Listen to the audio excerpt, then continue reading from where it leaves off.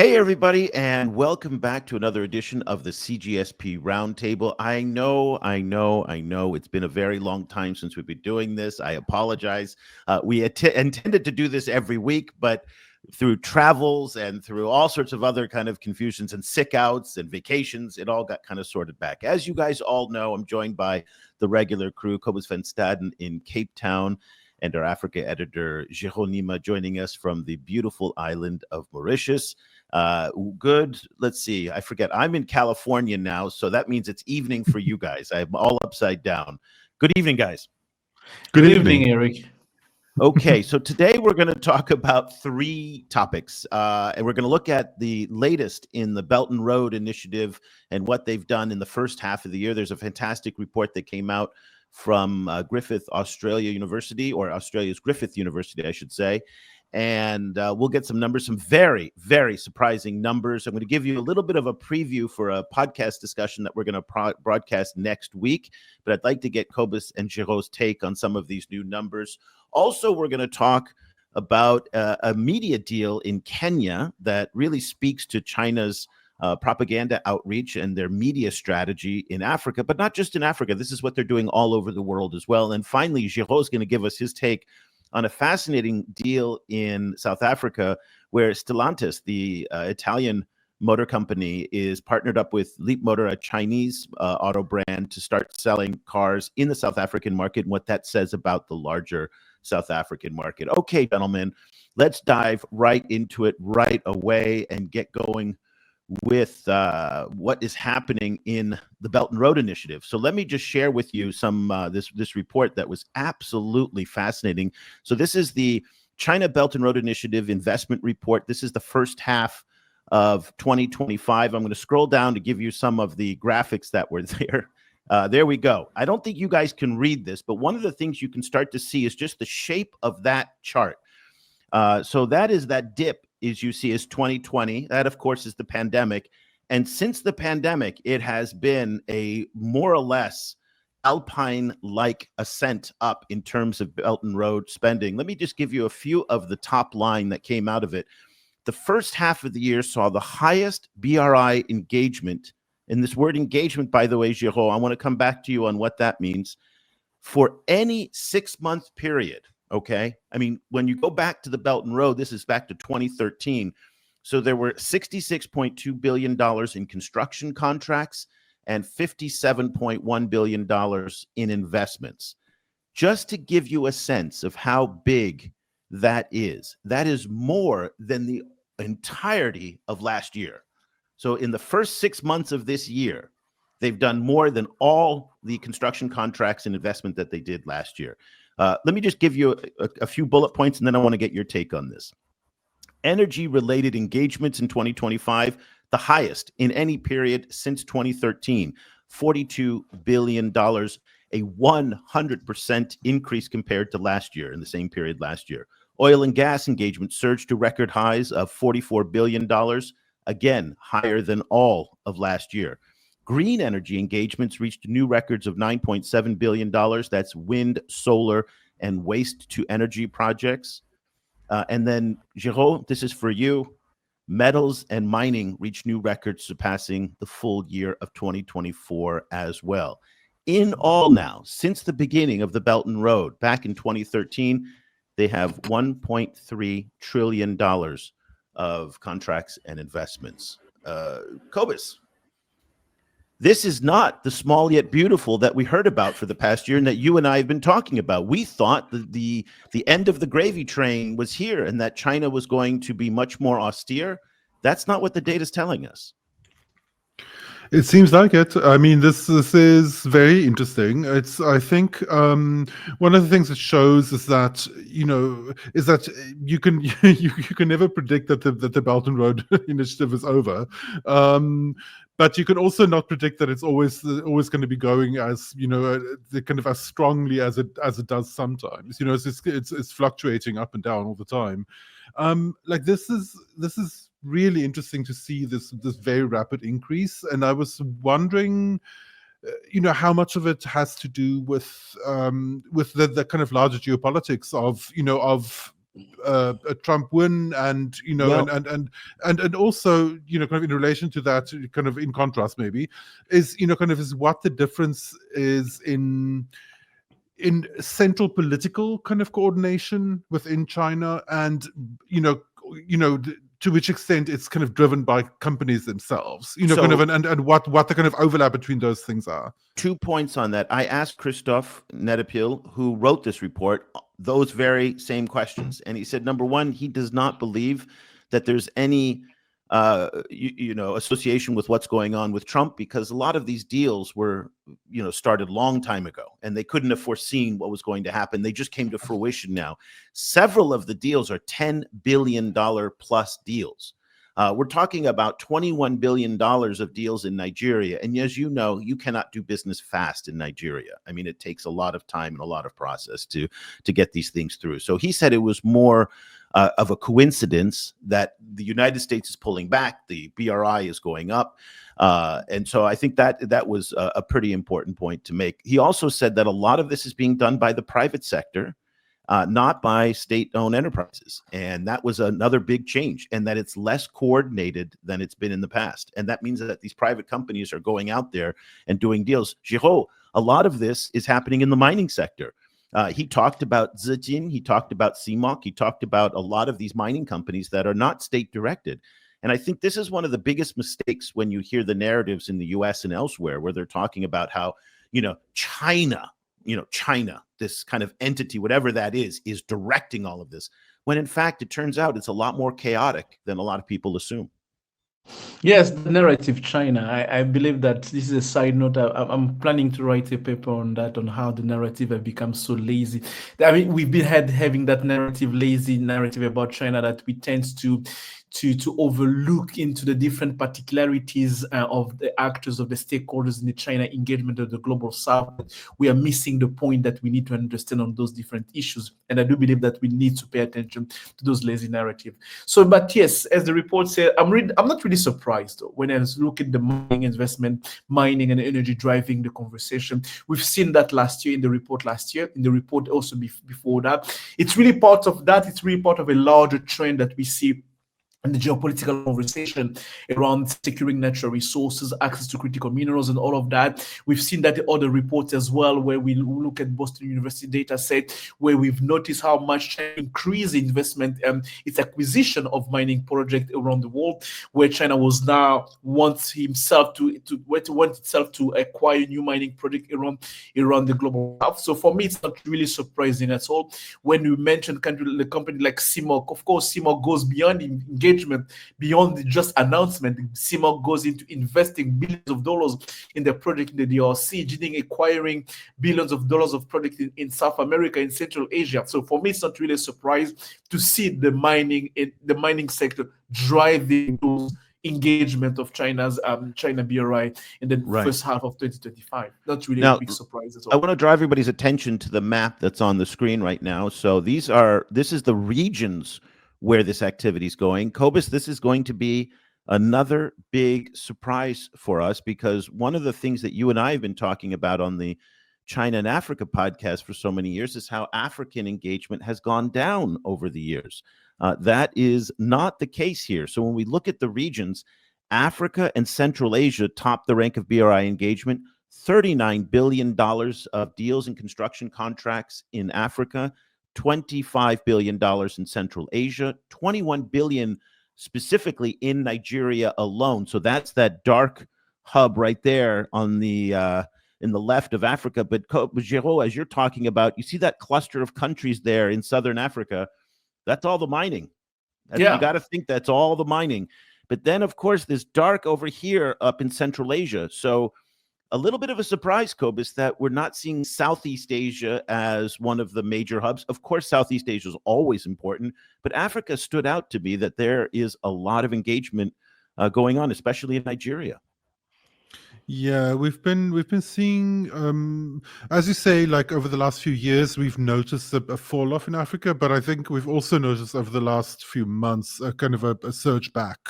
There's a lot more deals being announced in sub-Saharan Africa and huge amounts of deals in North Africa, like really significant ones. I think I assume that the Southeast Asia kind of like the less attention in Southeast Asia is that Southeast Asia is already kind of moving from such a high level. There's already been so much Chinese investment in that region anyway, and to a certain extent, I think some of the investment in Central Asia is bringing Central Asia up to the level that's already been invested in Southeast Asia, in the sense, and particularly I'm referring to infrastructure and logistics corridors specifically.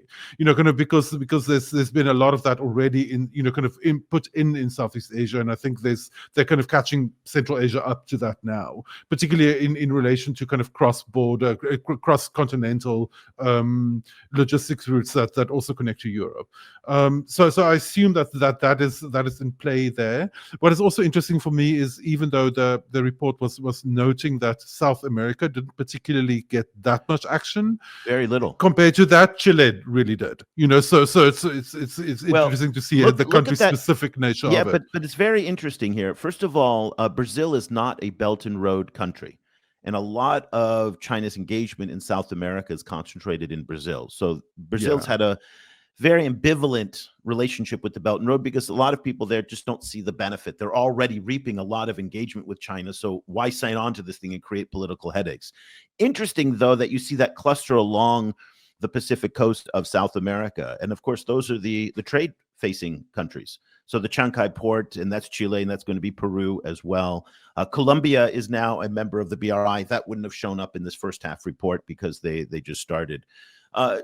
Geraud, but you've talked about how when you've looked at this data, you do offer a little bit of caution in terms of how we interpret some of these numbers. This is not to take away anything of the work that Christophe Netepil has done. Christophe did mention in my discussion with him, and again, this is a show coming out next Tuesday, and you guys can both empathize with Christophe on this, how difficult it is to put these numbers yes, definitely together. And so he did admit that it's a little bit of, tea leaf reading to try and stitch together this data points. But I think, Geraud, you make a very interesting point about one reason why, these numbers are big and we may not want to take them at face value entirely. Exactly. I think it's important to understand how engagement is defined and how it's looked into the report, because when it's presented like this, people would tend to believe that, for example, when they see the cost of Nigeria, $20 billion there, people will see that, oh yes, China has put 20 billion or invested actively 20 billion in Nigeria, which is not the case, because when you break it down, you're going to realize that they also capture every number that was said in a MOU signed with the Chinese company, with the Nigerian government. We're gonna sign a $1.1 billion with to build this and that. For example, I bet in the next report they're gonna capture, for example, that Zambia signed a MOU with a Chinese company to build a $1.1 billion refinery in Zambia.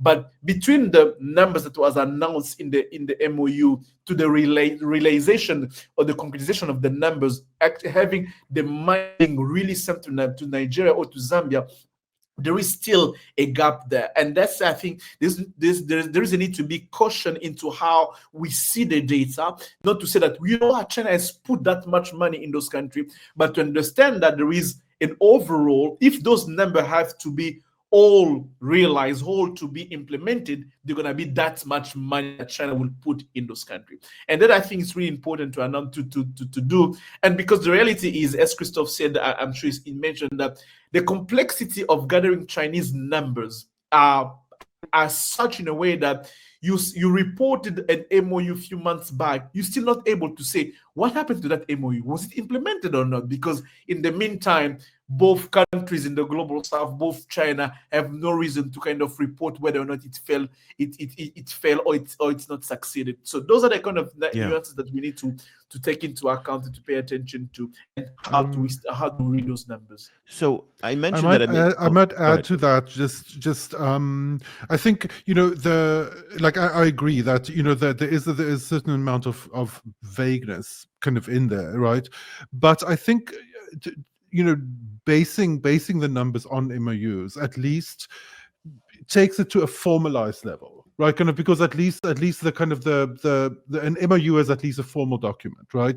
And we're also at least talking about actual real numbers, because one of the things, there's an entire layer of kind of announcements that you see frequently, I think, actually in African countries, where nothing actually concrete was announced. It was something like, like, for example, you see it very frequently, like Minister X in an African country like Ghana, for example. I recently saw examples of this in Ghana, where a minister says, we would like to invite Chinese stakeholders to invest in kind of in an EV ecosystem in our country, and then that is reported as Chinese investors are going to invest in EVs in Ghana, right? So at least the MOU takes it to a much more concrete level than that, kind of, and then kind of the work after that goes into actually tracking these individual MOUs, which is its own obviously whole nightmare. And also very interesting, I asked Christophe about specifically Nigeria and other debt distressed countries. And I said, how are these deals being financed? And he explained exactly what we talked about in a previous show, I think last week, when I spoke with the folks from Aid Data about how their loans are no longer are fashionable, but it's about collateralized engagement. So, for example, they will come in, build something, but then put up oil revenue from Nigeria as the collateral, that in the event they can't pay back the loan, it's not. And again, very important here, the oil itself is not the collateral. The revenue from the oil is the collateral. Okay. Important nuance. This is a very important thing, because it's not about seizing assets or seizing a resource. It's about capturing the revenue from that in order to be repaid in the event that the borrower runs into problems repaying those loans. So they're using much more creative ways to avoid debt in order to be able to finance a lot of this infrastructure, Eric, and to be able to do that. Yeah. Allow me to go back a bit on Cobus, on the point of like how MOU really goes to kind of formalize all those kind of conversation. The problem is with MOU is the fact that, for example, we had that debate last year when we were covering the FOCAC, where many were asking, what happened to all those MOUs that China signed with many African countries? What really happened? Because at the end, as much as we sign MOUs, we still have to see a MOU becoming a formal agreement, because a formal agreement is not really much important. I'm going to give you a case point here, the Tazara one. We've been covering Tazara for like a year and a half, almost a year and a half now. MOU was signed in FOCAC last September. A number was given, but all of us here, we've been following that closely. We still haven't seen a single dollars coming from China to Tazara, because the MOU still an MOU, hasn't become an agreement yet.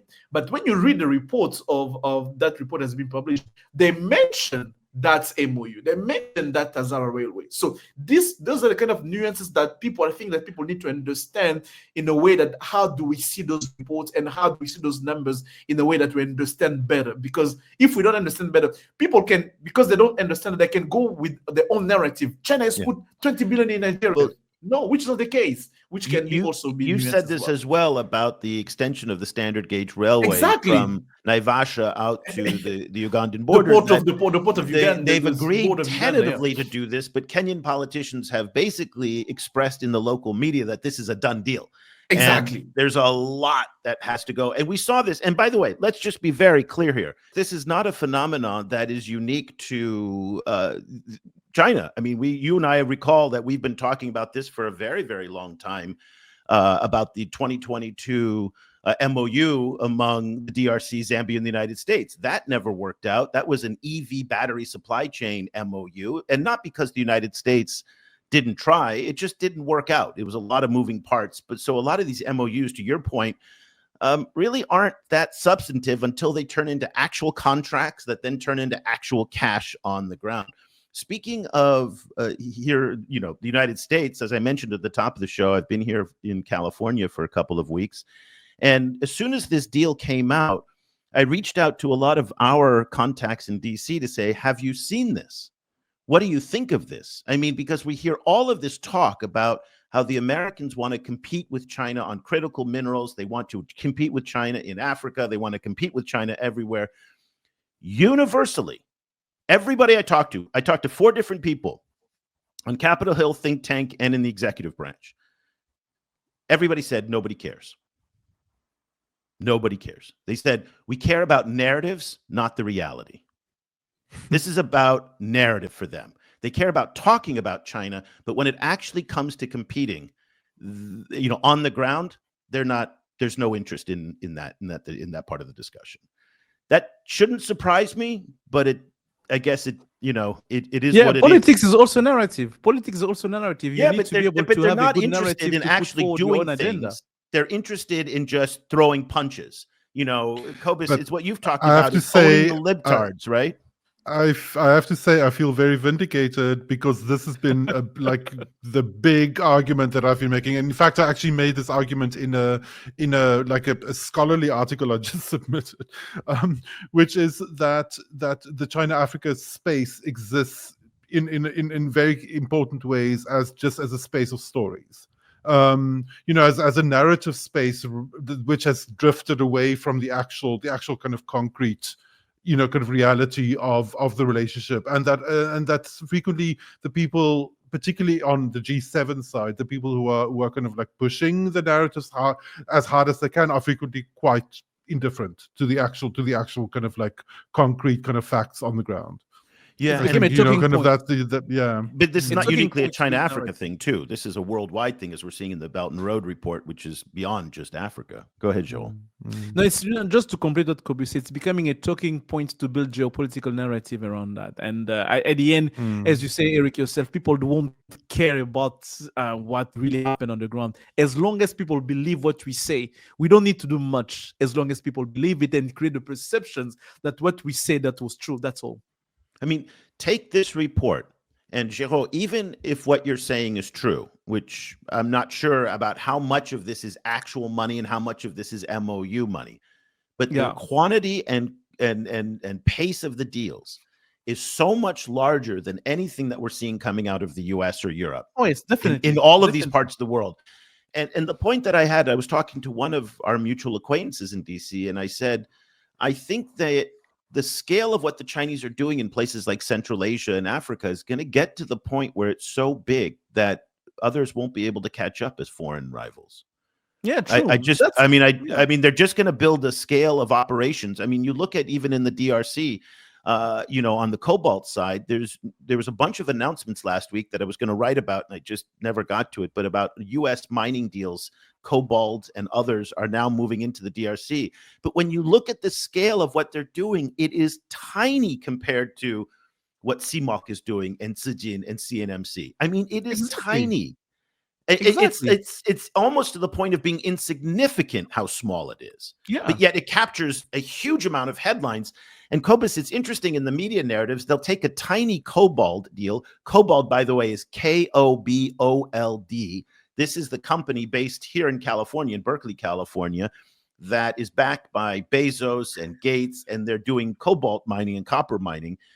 But yet in the media narrative, they frame them almost as equals. So cobalt is going to challenge China's dominance in the Congo. And then you look at the actual numbers of what cobalt is doing, and it's like this. It's just fascinating how people frame these stories. Yeah. And what I wanted to add to what you said, and I think I'm gonna now kind of give another nuance to the nuance I gave to the numbers, is two things. Those numbers and those MOUs are expressing something very important. And what you mentioned in the fact that there was a lot of private engagement is the fact that there is a willingness of Chinese business communities to go and to be in those places, to go into those places, to sign those MOUs, to express the words that we say we are going to put. We have the intention to put that. Whether or not that those numbers become reality, the fact is it's expressed something that we don't see in the global north, we don't see in Europe, we don't see coming from the US. We see those reality on the ground where those businesses are saying we are going to those countries in the global south, in Central Asia, in Latin America, in Africa, and we say, you know what, we want to put 1.1 billion here, 600 million there. And that's number for me, it's also expressing in terms of narrative. It's also important to take that into account. Okay, so again, want to let everybody know to take a look out for the podcast discussion that I'm going to have with Christopher Nedapil from Griffith University, and that is on this BRI report, so we'll have more on that. Also, you can go onto our website, I did a full breakdown of the report as well. Let's move on now to a different topic, and one that, Cobus, this one's particularly near and dear for us because we've been talking about Chinese media engagement in Africa for a very long time, and we haven't seen one of these announcements in quite some time. And there's a couple things that are interesting about it. So the Star is one of Kenya's largest daily newspapers, about 100,000 distribution every day. They signed a deal with China Daily. Now, this is not unusual. The Chinese have been signing these content sharing agreements and these deals for quite some time, at least a decade. Wouldn't you say, Cobus? I mean, this is not a new phenomenon. Yeah. And what these are a couple of different things. Number one is that they will publish an insert, a China Daily insert. And these are these things, again, the Washington Post, the Telegraph in the UK used to do this. They're quite lucrative. And every Tuesday, for example, inside the newspaper, you'll get a 3 or 4 page insert from the China Daily. I'll be honest with you, I don't think many people actually pay attention to this. I don't think many people read it. It's not that interesting. That's one part of the deal. Another part of the deals are that they run advertorials in the website or on the newspaper as well. That means columns by the Chinese ambassador, columns from Chinese stakeholders. These are paid advertorials. The other part of these deals, and we don't know the specifics of this Star China Daily deal, is they also will then give free access to Xinhua and China Daily content that they can use on their website as well. There was something that caught my attention in this, and I want to just bring this to you. Here's this quote from the editorial director at the Star. He said, "It's not just about revenue, though that's important. It's also about giving our readers content that offers a balanced global perspective. China is a major geopolitical player, and we're glad to be part of telling its story in Africa." And I found that interesting because he acknowledged the revenue part. And the revenue part is incredibly important for these papers because their advertising base has just fallen off a cliff. I mean, it's really, so they're looking for revenue at every turn. But Cobus, it raises the question of China Daily, which is a state-controlled publication, not a Communist Party-controlled publication. That is the Global Times and others. There's a very important distinction between those in the Chinese media ecosystem. So this is state-controlled by the Chinese government. They are saying a balanced global perspective. Now, I know they're saying this because it's part of a press release and a signing, but at the end of the day, you can say what you want about China Daily. It is not a balanced global perspective on China by any measure. I mean, I assumed that what they meant was that there's already a lot of like Anglophone, kind of BBC, other kinds of content in the Kenyan market, kind of anyway, and they're looking at a market-wide, kind of balancing. That's a very generous interpretation of it, though, Cobus. That's a very generous interpretation. I had the very same interpretation. For me, when I read it, I was understood that by publishing China content, they are taking part into shaping the global narrative around China in Africa, because there's already the CNN, the BBC, and all of that. I wanted to say the VOAs, but the VOA is not there anymore. Yeah, not anymore. They're all of them already. So by them publishing them, they say, okay, we're creating a space to create that balanced views and perspective on China in Africa. That's my understanding. That understanding I had as well on that. Yeah. Again, I see that as a very generous interpretation of what is effectively state propaganda. And again, I use the word propaganda here in a very strategic way, in a very calculated way. Propaganda is information with a purpose. China Daily is not balanced coverage of China. China Daily is a positive view of what the Chinese want you to interpret. This is the same way that when General Motors or Ford or Microsoft, they publish content, that is corporate propaganda. That is information with a purpose. They want you to think about their brand, their company, their country in a certain way. What I find problematic about it is that for an editorial organization like the Star, if they now want to publish content, say an op-ed from the U.S. ambassador, an op-ed from about Taiwan, an op-ed or any kind of coverage that the Chinese might find objectionable, the Chinese embassy and China Daily have a point of leverage now And they've done this on numerous occasions. So we do have evidence that this actually happens. They threaten to pull these contracts in order to sway the rest of the publication's coverage. Is that problematic to you, Cobus? It is problematic, but it's not unique. Like we've seen very similar kind of like issues from African governments. So obviously, African governments advertise a lot in African press, and many African governments have used that leverage to then kind of crack down on critical coverage within those same publications. So yeah, like it's I can definitely see the problem, but I kind of as you say, it would have to be a red line issue. I think kind of like it would. But there are a lot of red line issues. I mean, there are quite a few. I mean, there are quite a few, but the red line issues become less significant in the African context. Kind of because because a lot of those red lines are away from immediate Africa-China concerns. So I think, Cobus, it just might be helpful for some of our viewers to understand when you say a red line issue, what are you talking about? I mean Eric has a crazy acronym for all of these different red line issues. 4T HK XJ. So here let me get it straight. 4T HK XJ XJC SCS. Okay. Okay, here we go. Taiwan. This acronym is getting less useful over time. It is. It still is my way to remember it.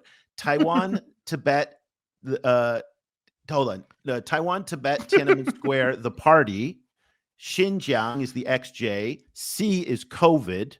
And SCS is South China Sea. And Hong Kong.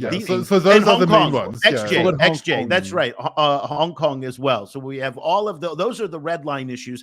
And I guess the point you're making is that nobody in Kenya gives a crap about these issues. So therefore, if they don't cover Xinjiang or they don't cover Tibet or they don't cover something sensitive, nobody in Nairobi or Mombasa is going to care, right? Yeah, for example, it's not necessarily kind of like cracking down on reporting around Chinese involvement within Kenya, for example. Although that may well happen too, but there I think lies the real question: is say there is a critical kind of like coverage, as we've seen a lot in Kenyan media around, for example, Chinese businesses in the country or the Standard Gauge Railway. They don't seem to pull the card on that. Exactly. So there, I think that raises the question. That's right. And I'm really curious if how the stars negotiated that contract. They haven't made it public, but I wonder if they kind of negotiated an exclusive contract in a way that gives China Daily the power or to express the concern about that. I understand that it may not be contractual, but the fact that they're putting revenues on China on the stars can be incentivized to stay away from the other topic. But other it's usually not written down that way. It's just an implied threat. It's an implied threat, exactly. If you do something, and by the way, this is not unique to the Chinese. The Chinese, interestingly enough, are borrowing tactics from corporate communications. This is the way that companies do things, where they will negotiate long-term editorial and advertorial deals with publications through their ad agencies. You will see a combination of advertisements, advertorial, you'll see promos on a website, a whole kind of campaign. This is the way that companies do it. China, in many ways, is behaving more like a company in its corporate communication tactics than it is like a government. Governments typically do not communicate like this. This is what has thrown off a lot of people. But I think, Geraud, to your point, what they do in these contracts sometimes is, again, it's the implied. Now, there may be a clause in there, and Cobus, you and I are familiar with some of these clauses that says something very vague that, if you hurt the feelings of the Chinese people, then we have an opportunity to pull back, things. There's probably these kind of broad clauses that allow them some ability to say, listen, don't F with us, don't cross our red lines, or else we'll pull the contract. And that threat of pulling this guaranteed revenue for a year is something that a managing editor and an editorial director who uses this money to pay salaries for local journalists, to pay for equipment, to keep the lights on, says, as Cobus pointed out, you know what? Do I want to pick a fight over Xinjiang, or do I want to keep this money coming in? when I don't have a lot of money coming in right now? And the answer comes down very clearly. They don't want to pick the fight over Xinjiang. So it's a very effective media strategy, Cobus. Yeah, I think so. I mean, it'll be very interesting to see what level of uptake they get. Like whether they, because the problem, of course, is not, there's frequently an assumption, I think, in this mapping of Chinese media presence. There is frequently an assumption that the very presence of the content in the market means that content is actually being consumed, right? Exactly. And then on top of that, in the consumption of that media, your worldview is then shifted, right? Which is another set of. That's right. And Cobus, we know for a fact. I forget his name. He's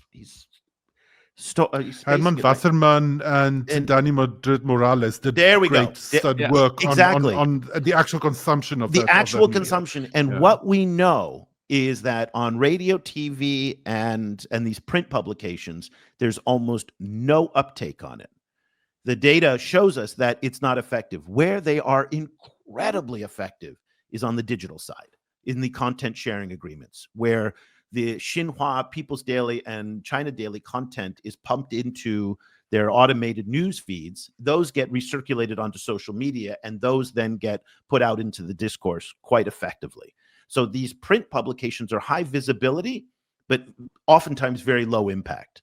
And remember, who in Africa is reading a newspaper today? I mean, this is a continent of teenagers, right? I mean, we're talking social media drives most of the narratives in Kenya. By far, and Kenya ranks as one of the top TikTok countries in the world in terms of consumption. Exactly. So old people are reading these newspapers, not young people. But old people are elites, right? So they have a lot of power. Yeah, that's true. Go ahead, at the end, I do really wonder if the China on their side, they really care if people consume that. At some point, when you look at the amount of money they put on those projects, you realize in terms of like output and in terms of result, you don't see that. You wonder, why did they keep on doing that? Why do they keep on putting money in those kind of in those kind of strategy, knowing fully that people may not be convinced, can be consuming it, but they might not be convinced, and they even may be unlikely to really consuming it because of, like as Eric said, people are now using on TikToks to find the news. So why they keep on doing that? That's, for me, the question that we should be paying attention to. Or they're playing a longer game, hoping that you are putting a seed on the ground, and later on, 10 years from now, it's going to produce the result that you're expecting. I don't know. Well, I have a little bit of a background in advertising, and this was always the question. There's the old rule in advertising that says 50% of my ad budget is not working. I just don't know which 50%. And did somebody buy that Toyota car because of the billboard, the online ad, the sponsorship of the football team? What was the trigger for them to actually buy? Yeah. It's a little bit of everything. And so I think the Chinese are approaching it in much the same way, where they've got very robust digital engagement. They've got this traditional media. They've got print supplements in the Star. They've got CGTN Africa out of Nairobi. And collectively, it just fills a lot of different spaces, even if each individual space is relatively small in the number of people that it's reaching. But over time, as Cobus pointed out, your narrative and your worldview does eventually evolve if that's what you're seeing. That's, I think, the strategy. That's what. I think it's a long-term game they're playing them. That's interesting to see how. Just in a geopolitical context here, again, the United States has disarmed from doing this, so it does not. Exactly, that's what I wanted to mention. And so there's a space out there for the Chinese to be engaged here. Yes, and two things before I finish. I make my last comment on that. I'm quite sure that that's going to be a talking point in DC about the USAID cutting its funding of media organizations all over the world, and it's going to also leave space for China to be able to do that. Yeah. And the second point, and I think that we've covered that. I don't know if we've covered that. The topic of in terms of impact, the latest Afrobarometer survey about China perception and the US perception in Africa. It's going to be interesting, and I know that Joseph did not go into the details on what influenced that perception, but it's going to be interesting to see how much maybe of those larger nets that the Chinas are spreading around across media has somehow had impact on how young Africans are perceiving China's in Africa. So the Joseph that Geraud referred to is Joseph Asunka, who is the CEO of Afrobarometer, and we're going to try to get him on the show soon to talk about the latest polling numbers. He released a preliminary number a few weeks ago that showed China ahead of the United States again in terms of public favorability of the Chinese versus other major powers. And so we had anticipated, and Joseph told us this a couple of years ago, that as Chinese spending in Africa goes down in terms of infrastructure and there are fewer touch points between Chinese and Africans, that favorability views of China would go down. That is not the case. So again, another surprise in the data. Cobus, I'll give you the last word on this topic in terms of the effectiveness and what this does for China. Do you think it works for them to do these types of content deals? I think what one would have to unpack what works means, right? Kind of like well, what, favorability how ratings they manage, on favorability ratings on success. Afrobarometer seems to be working. It would be one good element to evaluate that. Yeah. I mean, I assume that this kind of media presence provides a kind of a baseline kind of awareness and continuous presence of China in the discourse, right? I would be fascinated to see, and I don't know exactly how you do it, but to see a kind of a breakdown between, for example, how this rates in terms of perceptions of China versus something like TikTok. Right, versus just some kind of viral images of China, kind of like passing over through social media, right? Because there you're talking about the real kind of like images of, for example, about Chinese futurity, right? So those like the kind of massive, I don't think 10,000 drone shows, for example. I don't think. Right? I remember when iShow Speed went to. He's the big YouTube influencer. Went to China. Went to Chongqing. Went to Shanghai. He was doing 20 to 30 million views. I mean, at least in for his live streams when he was in Chongqing, saying how amazing things were. By the way, this is a new tactic that the Chinese have been employing by bringing influencers to celebrate what you talked about, Cobus, Chinese modernity, and bringing influencers from Africa, from the global South, and even from the U.S. to come and just kind of see everything, ride the subways, go out to see the latest Huawei phones, go check out the latest BYD cars, and it is working. Not only bringing really effective, also sending them to Africa. To the point that Cobus made, I believe that a Chinese influencer walking on the street in Nairobi, eating street food, speaking Swahili, will have much more impact in terms of China positivity than having a op-ed on the stars. Yeah, and they get a lot more reach. There's no doubt. I mean, think about the numbers here. We're talking 100,000 distribution of a newspaper, which means that is French for 25,000 actually readers. Okay, so I mean the numbers are tiny when you compare it to what we're seeing on TikTok. Let's go to our. And I have to say, I was in just as a final detail. I was in Nairobi a few months ago, and I was speaking to a bunch of Kenyan press people about this issue. And the one guy said that they always have a stack of China dailies in the office. No one ever takes them. If someone takes one, they always tell them to take 3 or 4. So well, it just one last point. When Indonesian President Prabowo Subianto did his call with Donald Trump after he first got elected, there was a China Daily newspaper positioned strategically in the camera frame. And I asked an Indonesian political scientist, I said, was that done on purpose or was that accidental? And he said, no. That was 100% done on purpose to send a message to China that says, while we're talking to Trump, you are still in our hearts. So the China Daily plays a lot of different roles in politics. It can be a very powerful prop as well. Let's kind of wrap up our discussion today on the business side of things. In South Africa, Cobus, where you are, but a story that caught Geraud's attention about Stellantis and a Chinese auto brand Leapmotor, who are partnering together to sell cars. Now, let's just kind of map out the African automotive market. Even though there's 1.3 billion people and a lot of people have cars, very few of those cars are new cars. Every year, just about 1 million new cars are sold on the continent, which is a tiny number. I mean, that's a small fraction of what's sold in the Southern California market every year. And 500,000 of those cars are sold in just one country alone, South Africa. So that's why we see so much of the automotive activity happening in South Africa. And boy, oh boy, have the Chinese car companies descended on South Africa. Our colleague Njenga Akina has been talking about this a lot in the Africa EV show, where basically every big player in Cobus, I mean, when I drive around Johannesburg, I it's like Great Wall Motors, BYD, Leap Motor, Chery. I mean, they're all over the place. And it seems like South Africans like them too.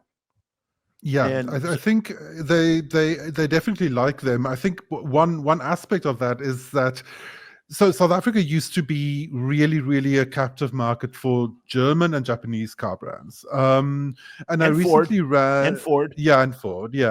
I recently read very interesting analysis that showed that on the European side, particularly, the South Africans it was such a kind of a captive market that the South Africans were overcharged for years on purpose. Like in the US, South Africans actually paid more for German cars than Germans pay for German cars.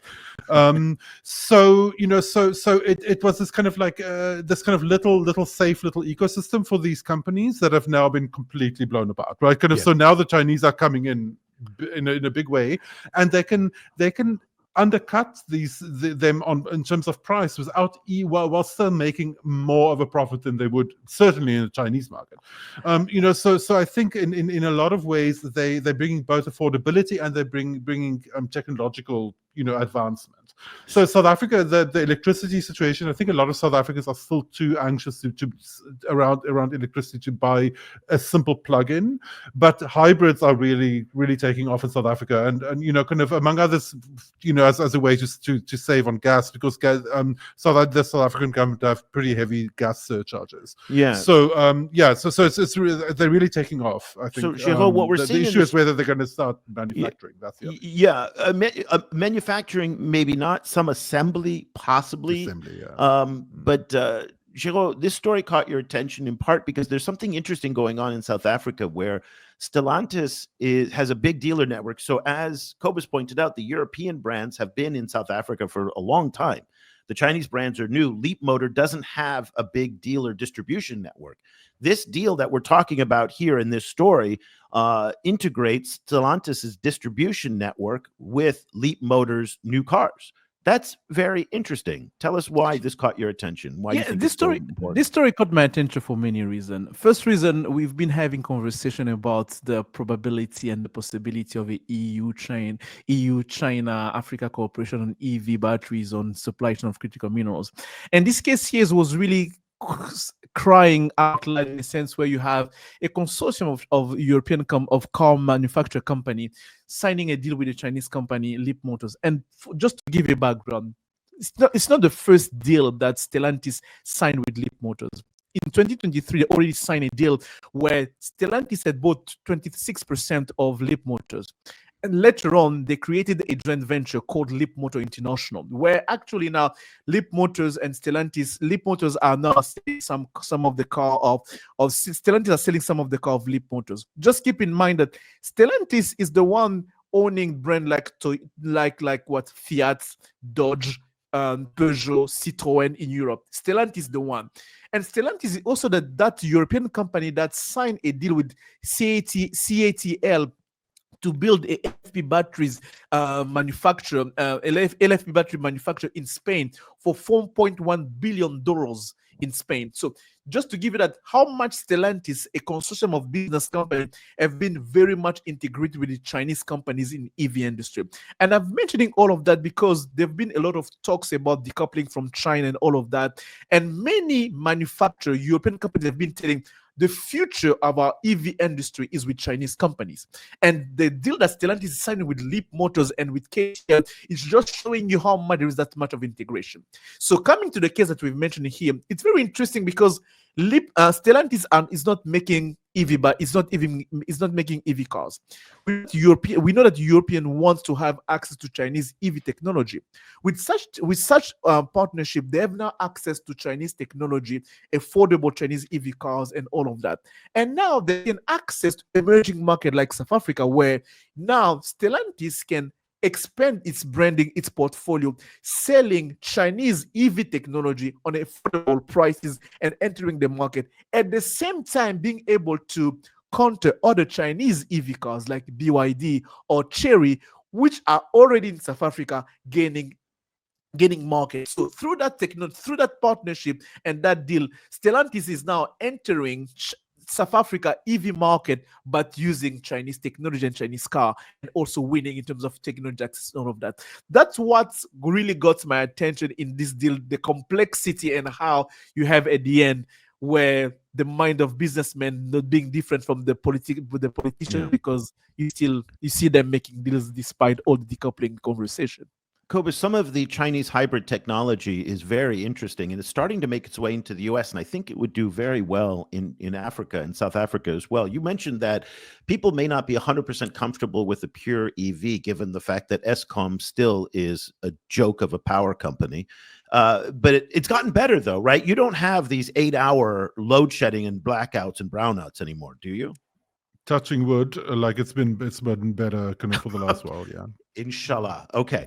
So, but so the Chinese have two kinds of hybrid technology. One is the standard hybrid that we all have in our Prius cars, where there's an electric motor and a standard motor that sit side by side. When the electric motor kind of gets pushed out in terms of speed and power requirements, then the gas motor kicks in. That's been around for 15 years. BYD and the Chinese have started to pioneer a tiny little gas-powered motor that's only purpose is to charge the battery. So you never are without a charge. So if, let's say, you don't have an electric power charge, you just go to a petrol station, put in a little bit of fuel, that will charge the battery, run this little tiny motor to charge the battery. I can see that very, very popular in places like South Africa. Yeah, I think so too. I think that would probably be a lot of South Africans' perfect solution. Actually. Yeah, and so we're going to see this very interesting Chinese technology. One thing, though, that we've been covering over on the Africa EV show is many of you have been hearing about this massive price war going on in China in the auto market, where each one is trying to undercut the other. And one of the problems that we're seeing downstream in places like Africa is that if a lot of these brands in China go under and people have bought one of these Chinese made cars, they're stuck. That's it. You know, and we're talking about big brands like Leap Motors and Chery and Great Wall Motors. But in places like Kenya and other markets, they have all of these other brands like you've never heard of, Hozon, Neta. These are these tiny brands that really couldn't make it in the Chinese domestic market. So they've looked to Africa as to sell some volume, but they're facing some real financial problems. So there is a possibility that a lot of people get stuck with a lemon at the end of the day.